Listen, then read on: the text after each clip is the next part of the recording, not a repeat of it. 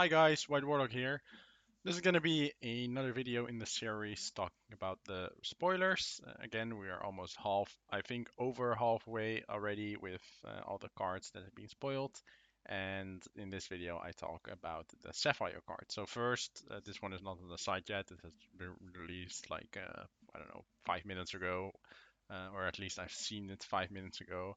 And um, Currently, this is Merlin. This is a German card, but it effect is quite easy. It's a 1/4 for 4, and it's quest for 2, and it just says your Arthur characters have resist 1.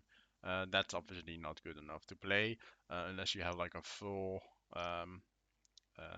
a full Arthur deck, but it is still fun, and the art is pretty fun. But yeah, the effect is just completely useless. So uh, yeah, just play Cogsworth. That's much better. All right, now to the other cards that have already been revealed earlier. We have King Candy, which is just a goon. This is only relevant for shifts, obviously. We have a 4 ink 4/3 that costs for 2. Vanillas like this are bad, only relevant in limited. You get the gist if you've watched my earlier videos. Right, now we go to quite interesting cards. It's an inkable card, 2/1 for 1, that says during your turn, when you put a card into the inkwell, if it's the second card, so not later, but only if it's effectively the second card, you draw a card. So this card is pretty good, I would say. It also has support, but we don't really care about that. It's just the effect that makes it really good. You have to think about, okay, so I play this on turn 2, then on turn 3, I play a Fishbone Quill, I ink something per turn. I ink something for turn, play a Fishbone Quill, ink something with Fishbone Quill, and then I can draw another card from Chica. Or you can play ink something, then play a Merlin, sorry, not Merlin, a Mickey, for example, and then you draw a card because the Mickey inks a card.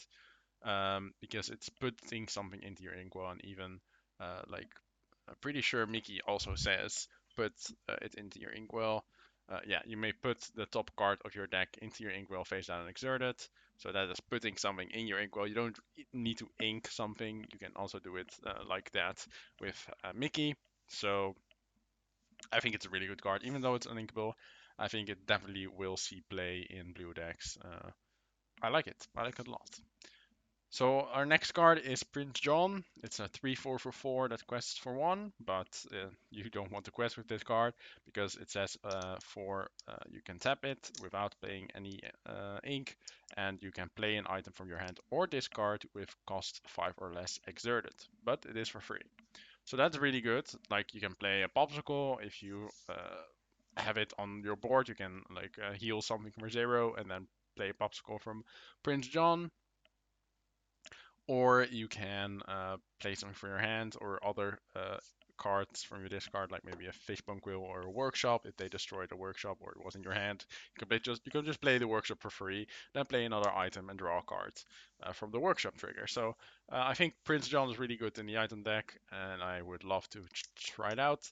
Obviously, the forecast is a little bit awkward, but with ramp if you want to play ramp, but the item deck doesn't really need to play ramp except for Fishbone Quill, and you really only want to get the Fishbone Quill on turn 4 from the Queen anyways. So I would say Prince John fits quite well in that deck, and I would definitely try, especially because it's also inkable. Alright, next card is something I'm very hyped about. It's the new Mufasa. It's a 4/9, which quests for 4, and yes, it is 8 uninkable, but that is okay in ramp decks. What it actually does is when you play it, you exert all the cards in your inkwell, and then you return 2 cards at random for your deck to your hand. So remember that in Lorcana you cannot exert ink to use it later. You have to play a card first and then exert ink for the cost. So you cannot like Magic put ink in your pool, for example. So you need to play. If you play this later, then when you have 8 ink, you need to uh, use that ink first, and then play Mufasa later if you can. His second ability, though, is why he's really good, and that is whenever this character quests, ready all cards in your inkwell. So you can basically use your inkwell twice, if you can fully use it. And it's just so good in Blurple. This card is just insane in Blurple. Why? Well, it's has really good synergy with Madame Mim Purple Dragon. Let's say you you have a you play Mufasa on turn 8, or when you have 8 ink, then you return 2 cards from the ink to your hand, so you're at 6, and then next turn you can ink a card, you're at 7. So let's say you have a Mickey and a rabbit on the field. You can quest with those. Then you can play a Madame Purple Dragon to bounce them to your hand, draw a card from the rabbit. Then you can quest with Mufasa for 4, which is also insane. And then untap and like ready all your cards in your inkwell, play the rabbit and the Mickey. I think it's insane. I think it's really good. Yeah, I really love it. I think it's an insane card, and I will definitely want to play at least 2 off in my Blurple deck. For attack is also the best attack you can have because it doesn't die to World's Greatest Kill in Mind, and it doesn't die to Medusa. It only dies to Medusa plus Ice Block. But yeah, you can make that risk. That risk is okay to play, especially in Blurple, which is already, I'm pretty sure, pretty good against Red Blue. Right, then we have another vanilla card, a 5 ink 4/4 that quests for 3. That is a lot better than most vanilla cards we've seen so far, but it's still a vanilla card, and you still don't play vanilla cards in Organa. But in limited, you can. So not in constructed, but in limited, it's probably a good card. Then we have another 1-drop. We have a Basil, which is a 2/1, another 1/2, but that's because it has support and it's quest for 1. Support is not that great in constructed. It's fine or very good even sometimes in limited. So it's a good limited card. Otherwise, it's unplayable in constructed unless you want to have a Basil shift deck. Then we have the King Candy. So last video we saw the Turbo, which was only really useful if you wanted to have a King Candy shift. This is a King Candy shift. It's a 3/3 that quests for 2 and has 5 and costs 5, but it's an inkable unfortunately, and it costs 3 to shift. And it says whenever you play this character, you may draw 2 cards. You don't need to shift it to use the ability. And then you can put a card. You have to put a card from your hand on the bottom of your deck. So it's basically draw 1, but you can like choose for the second card, right? Um, I'm not sure it's good enough. I don't. Yeah, no, I'm sure it's not good enough even. I don't think you want to pay to play a 5 unequal card that does this, and the currently shift targets are horrible. So like yeah, the like you have this shift. Yeah, I guess you have the 1-drop shift target, but that's not good enough. And it's a 3/3, so it just always dies. It just immediately dies. So that's unfortunate. I don't think it's good, unfortunately. The uninkability really hurts, and the effect is just not good enough for a 3/3 that just dies to everything in this meta. Alright, we have another card, which is a 2-cost 1/3 for 1. It's a Nana. It says when you play this character, you may remove up to 1 damage from chosen character location. That's bad. We know it's bad. Just not good enough. Even not even in limited, I would probably not play it. It's just not a good card. Then we go to an actual like very interesting card. It's Tipo. It's a 2 costs 1/2 inkable quest for 1. So you would say that card is horrible. However, its ability whenever you play this character, you may put a card from your hand into your hand, inkwell face down exerted is really good. Like it's kind of like a one jump ahead ish card, but it's inkable. I would definitely play this. It's also pretty good with his mother, which is Chica. So yeah, that's really interesting. I like it. I think it's a really good card, and it's definitely gonna see play in blue decks. Then we have my most favorite card of the whole set, and that's probably not gonna change unless they print something even more ridiculous. It's Merlin. It's a 3/7 uninkable 6 cost that quests for 2. It has shift 5, and you definitely want to shift this card. You don't want to play it for normal, unless you need it for a late game and you want to just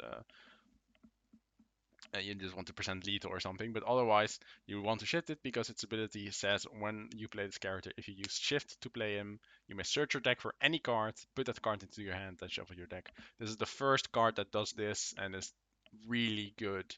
And this is the reason I want to play Blurple again in set 5, because we play at least 10 Merlins with 2 crabs, 4 goats, 4 rabbits. And even though you lose the leave play ability of those cards, if you shift on it, getting a card for your deck for free, just grabbing it, doesn't matter what it is. You can grab one. Um, you can grab one-offs. It's just too insane, and I would definitely play 4 of these in Blurple for the shift. It's just amazing. I love it. I love it. I love it.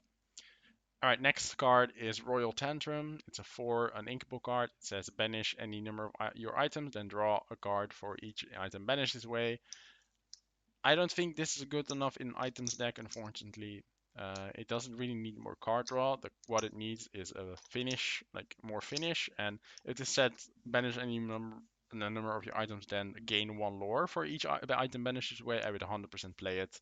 Unfortunately, it doesn't, and I don't think it's good enough unless we see a card that can like mass return items from your discard to the battlefield, and currently that doesn't exist yet. Then we have a Italian card. Ever Just the Same is currently the name, but we don't know the official name yet.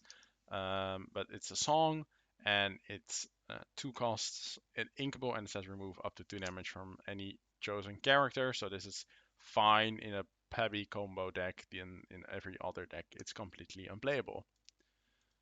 Another international card. This is French, and I'm not having fun anymore. It says choose one of your characters and put it into your inkwell, face down, exert it. No, just no, no, no. We don't want to go like 2 for 1 ourselves, and not actually 2 for 0 ourselves. We don't want to kill our character and discard a card for 1 extra ink. That's not good enough. So this card is just not good. Don't play it in limited. Don't play it in constructed. And then we have a item. It's a 2 cost Metal Heroes. It says tap and pay 2 ink and banish this item to give chosen character of yours +2 lore this turn. So that might be relevant for a aerial combo deck. It's better than I in that combo deck because you want to combo in 1 turn. It gives an extra lore, and it is an item that for 2. So if you draw it, you can play it for 2 instead of for 4, right? The I costs 4. So that's very relevant. If that doesn't exist, then this item is probably pretty bad, but it might have some uses. I'm still not sure about it, but it's pretty good design, cool design. Unfortunately, of course, it banishes itself. If it didn't, it would probably be too good for a 2 cost. But I like it. I find it quite interesting, and I'm definitely gonna try a aerial combo deck, and this will definitely be a 4 of in that version.